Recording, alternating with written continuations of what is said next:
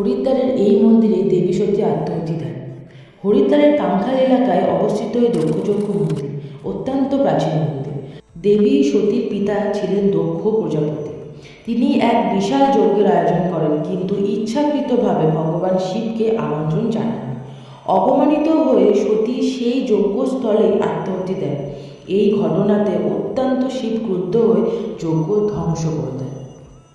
তারপর থেকেই মহাদেব এখানে প্রতিষ্ঠিত হন। মন্দিরের পাশ থেকেই বয়ে চলেছে মা গঙ্গা, যার জল কাচের মতো পরিষ্কার। আর এই মন্দিরটি ভগবান শিব আর দেবী সতীর সঙ্গে জড়িত এই পৌরাণিক ঘটনার স্মৃতি বহন করে। বর্তমানে এই মন্দিরে দক্ষ প্রজাপতি, দেবী সতী এবং ভগবান শিবের মূর্তি দর্শন করা যায়। পরিবার সঙ্গে নিয়ে আসলে হরিদ্বারে দক্ষযজ্ঞ মন্দির অবশ্যই দর্শনযোগ্য এক পবিত্র স্থান।